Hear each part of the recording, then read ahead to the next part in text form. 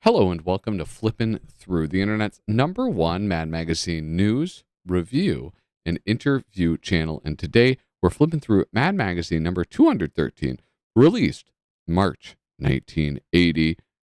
Our price, 75 cents, which is indeed cheap. But before we do that, thank you so much for tuning in. Please make sure to hit like, hit subscribe, and leave a comment down below. You know, last week I asked you guys to leave comments A all the way through Z of the alphabet.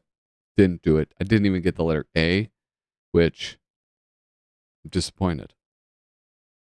So this week, I want you to start with the letter Z and go backwards all the way to the letter A. ZYXWVUT. That gets you started. Can't help you from there. If you want to support me in another way, patreon.com/flippinthrough. What do you get if you support me? Well, support me at any level. You get this, a sick set of stickers. You see them on display on my cutting board all the time. Support me at like $5. You get this. Oh, geez, I didn't mute my phone. You get this stencil, this super cool stencil. Well, this is like what the stencil does. I don't have a stencil. I mailed them all out now.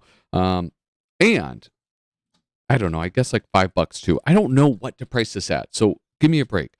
You get these awesome buttons that feature the signatures of the 4 of the 5 founders of Mad Magazine: Harvey Kurtzman, Jack Davis, Wally Wood, and Will Elder. Nope, I forgot about John Severin, so sorry, all you Severin heads. Those people who support me on Patreon, I get to thank right now. That's Frank Schneider, Misa Moat, David Strickler, Megan McInerney, Shane Buckley, Bobby Weigel, Cam Hayden, Rob Wilson, Rod Meadsbury, Andrew Goldfarb, Casey Ori, and Little, Cozy and Austral. Thank you guys so much for your support. I hope I can keep on earning it. And with that, hey, no, that's not it. Fun reminder, the Potter ZB podcast. If you want to write into us, Kyle, Bridget, and I on our podcast, we love to do fan mail, potterzbpodcast@gmail.com. So make sure you check that out wherever you listen to podcasts. Enough of that. Let's go overhead. Let's get me back. Okay. There we are. Hey, this is a special issue. It's a special issue for a few reasons. One is this, something you don't get to see all that often. Oh my gosh, can I enunciate at all? No, I cannot. You get a Jack Davis cover. How cool is that? Like, that's not that common, guys. You know, so that's fun. The 80s were kind of cool because they mixed it up a lot more. You had somebody like Mingo doing all of the covers all of the time. Then when he was done, you needed other people. So you got Jack Rickard doing covers. You got Sergio Aragones doing covers. It was a better rotation. And then, you know, once Mark Fredericks came in, I mean, he was like the modern Mingo, right? That's what they called him there. The modern Mingo. Anyway, that's enough of that. Oh, it is a funny cover, too. He's Alfred E. Newman wearing all sorts of different sporting equipment and accoutrements and roller skating on the ice. And people are enraged and dumbfounded by this. House ad for the Mad Super Special of 1980 featuring the Mad Mystery Record. And I love this. I really love this. Now, I don't know how they do this. I guess it's pretty simple, probably, if Mad figured it out. But when you listen to it, it plays a different ending. The only problem is, like, these are made out of, like, really thin plastic, not the thick vinyl to which you are accustomed. So I don't think they lasted very long. I have a few, and I've listened to them. They don't sound great, to be honest. Anyway, let's continue. The letters department. Well, you know what's really cool about that? Overrated and underrated. They're talking about overrated and underrated in here.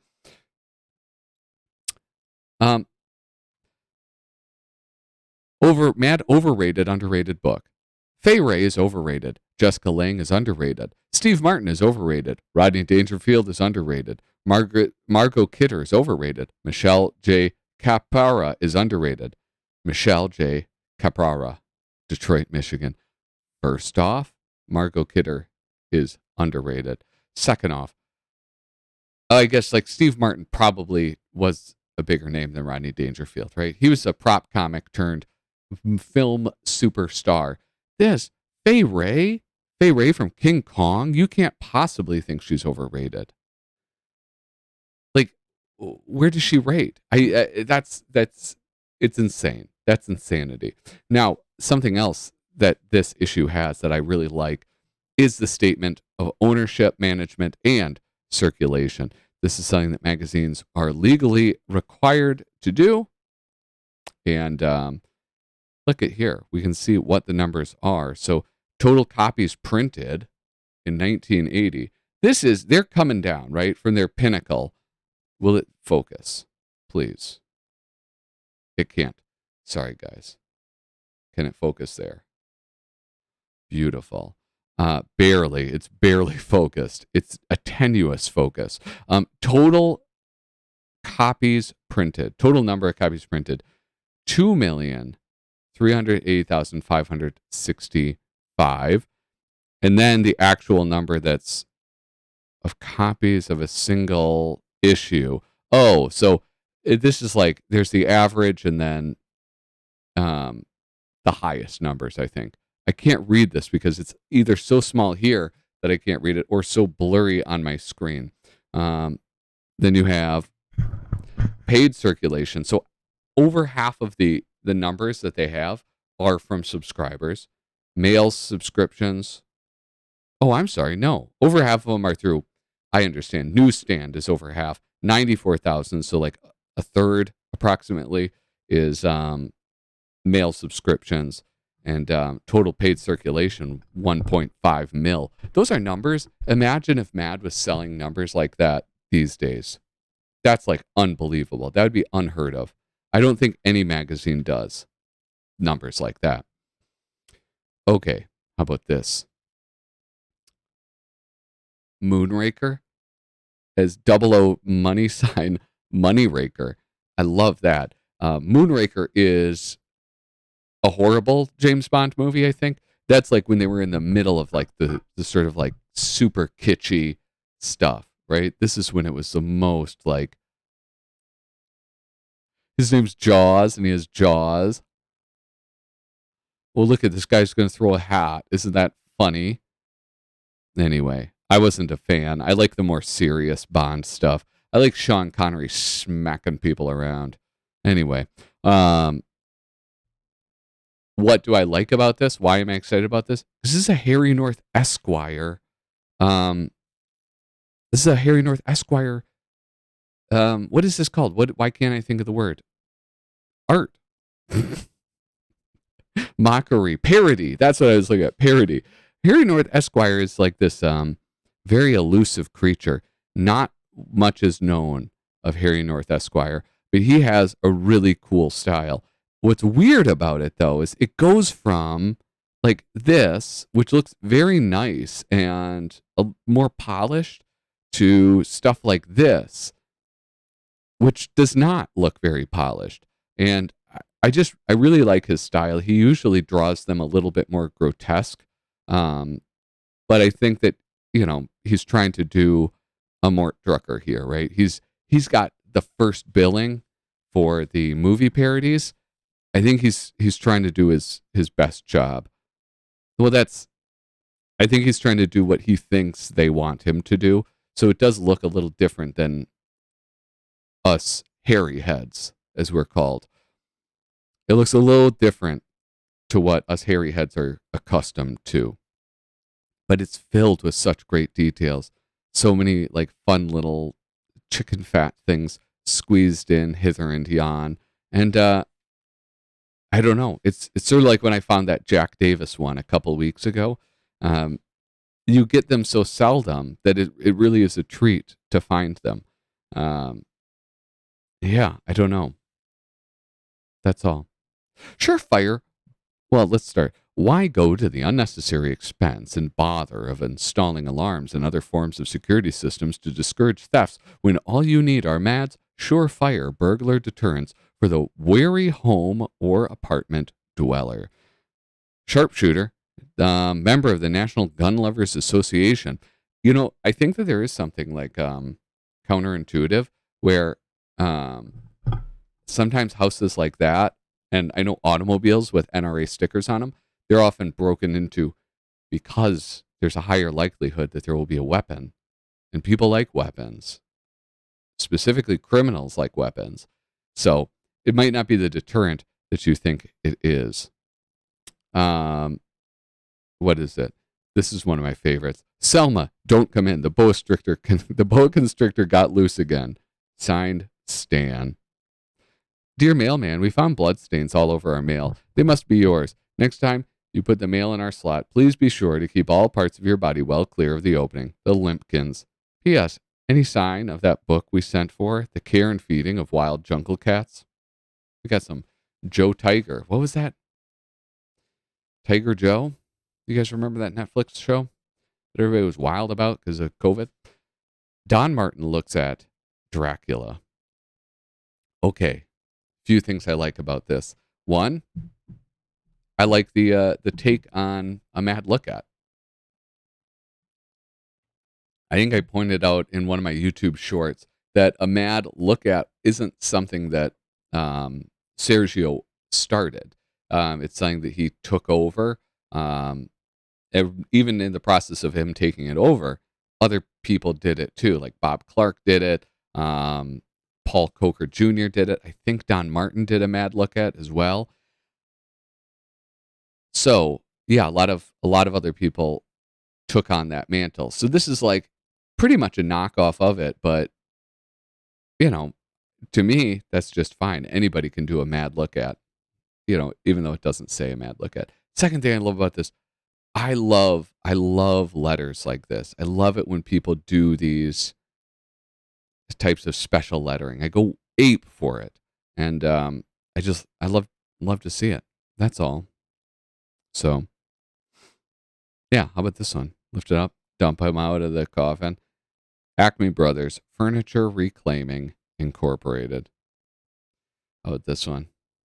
He opens his cape and then the guy flashes him. I am really curious about this. It's sort of like the other day when I was doing the video and I looked up the information about Cuban hijackings and how there was like over 100, maybe even more hijackings of airplanes over a couple decades, all having to do with Cuba. All of them apparently having no effect on air traffic safety or airport security. And the same thing goes for flashers. The 80s seemed to be the time to flash. If you were a flasher, the 80s was your decade. New York was your town. What happened to that? What happened to all the flashers? Yeah, this next song goes out to all the flashers. Here we have MAD's Religion Promoter of the Year. And here's Mike Malice going to explore the interesting aspect of the religious revival in the United States. So we interview MAD's Religion Promoter of the Year. The blank of the year.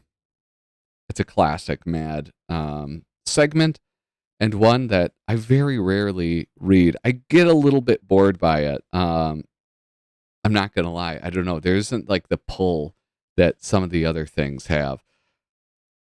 But it's a classic. That's for sure. Oh, I actually forgot about this.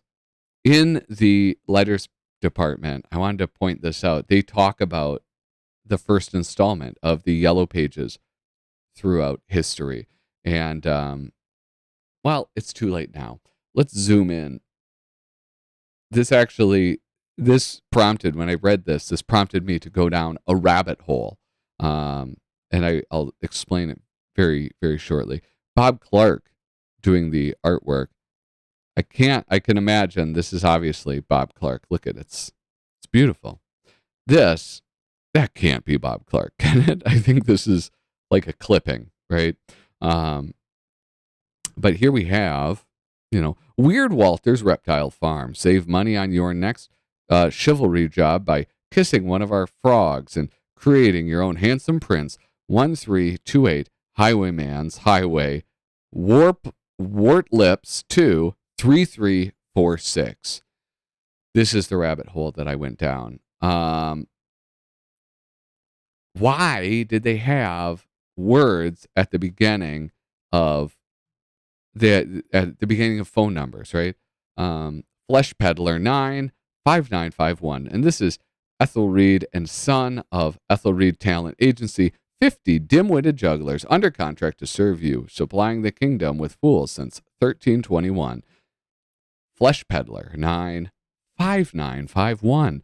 So I did some research because I remember my dad talking about this when I was a kid. And those two numbers, you guys don't care. Some of you are probably old enough to remember and understand this. But basically, the first two numbers were an exchange. The phone number for the person is actually just the last the last 5 digits. The first 2 digits were for the exchange. So 2 people could have the same phone number. Many people could have the same phone number, presumably, but those first 2 numbers distinguish it for whatever telephone exchange it was hooked up to. So you hit the first 2 numbers, and it goes to this directory, for lack of a better term. And then the final 5 numbers make it plug to whatever home or homes, if you had a party line, it was assigned to. That's it. And so in order to help people remember the numbers, because, I can remember 7 digits easily. Apparently back in the day, that was very hard for people. So then they just did words like this one. Rodney's Rent-A-Truncheon. Complete line of persuasion equipment for witch hunts, inquisitions, and general fun. Available by the hour, day, or week. We deliver. 91 Scummywater Parkway, Skullbuster 7, 6564. Skullbuster 7, 6164. Oh, those first 2 letters of the word, guys, I forgot. Those go to they correspond with those little letters underneath the numbers on your phone that we still have to this day, despite not using that system. Okay, that's why. I watched a very long video on the subject, so I hope that you guys are thankful. Here's a Paul Coker, beautiful Paul Coker art, but I'm not going to go through all of this. And this is a mad look. What did I say? A mad look at the silent thinking audience. This doesn't even follow the rules of a mad look at. So, here's another. A mad look at the changing tools of education. Holy smokes, they use that a lot. This one is kind of funny because I work in education, and the mad look at changing tools in education. The same jokes and conversations are happening nowadays. Math then. If A has 5 apples and someone gives him 6 more, how many apples would he have? 11. Very good. Boy, he's lucky he studied his lessons. Studied? Hell, he's lucky he has 11 toes. And now, if A has 2 skateboards and someone gives him 2 more, how many skateboards would he have? 6. No, make that 8. Wait a minute. It's 10. This is incredible. You're graduating from high school next month. You've been accepted at Harvard, and you still don't know how much 2 and 2 is? Give me a break, Miss Finley. The battery in my calculator went dead. Isn't that... My father used to say, there's nothing new under the sun. I don't think he came up with that, but he said it a lot. School morality, then. Hey, how do you like that, Charlie? Sneaking a textbook into class during an exam so he can cheat. I think it's disgusting. Look, idiot. Stop pointing at him like that.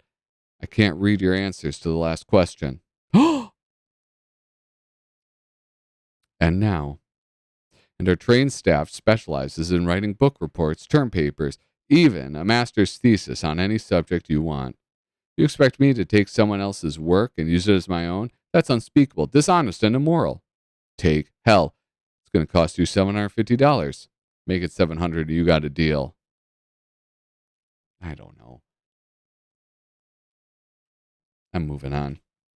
1980, it was a tough year, okay? It's a tough year for Mad Magazine. Wasn't a tough year for Al Jaffe. Look at this. This issue's proposed MAD medals to be presented to deserving working people. We gotta zoom in on these.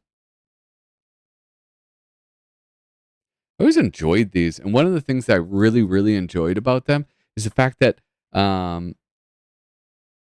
like, how do you draw this? How do you draw it to make it like, it's not photorealistic, but he really looks like it's metal, and I don't understand how Al Jaffe did that. Presented to, this is job efficiency medal, presented to blue-collar workers who managed to remain on the job without getting fired while half asleep on Fridays and hung over on Mondays, even though the quality of work produced is disgraceful and dangerous. The Piggyback Parts Award goes to a repairman who courageously replaced an entire mechanical system in a car or an appliance, even though only a tiny part of it is malfunctioning, thus protecting thousands of jobs in the parts manufacturing industries. And then, I like this, the Purloined Paperclip Medal goes to white-collar workers who create fringe benefits by using company supplies and services and by taking home anything that isn't nailed down. These are lots better than pay raises since no taxes are collected on them. I love that one. Oh my goodness. Don't ask me where I printed the things for the buttons. What is a show-off? And what are they thinking printing this many words on a page? I'm going to go, Sergio Aragones made this. So he drew this, and Tom Koch wrote it. And sorry, Tommy boy, I'm not reading a damn word of that, okay? If you guys wanted me to read, I don't know, they should have taught me to read or something. I don't know what I'm saying. Look at these, though. These are beautiful.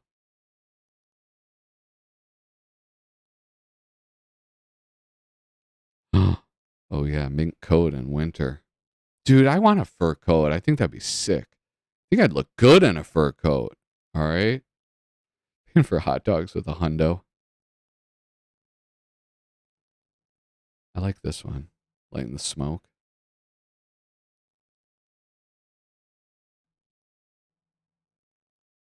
Shopping with a Gucci bag.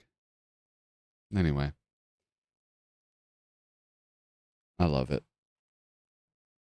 Surplus items that we can sell to the Arabs. I think this one is a little too complex for me to explain.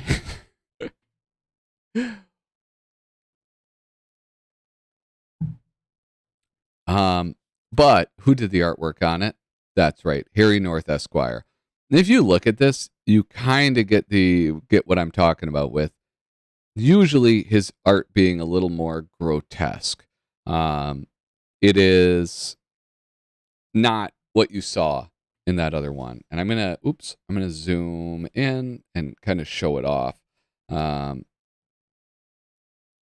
you can see it just looks slightly different. And I think that hypothesis I had about maybe him doing what he thought that they wanted him to do, I stand by that even more right now.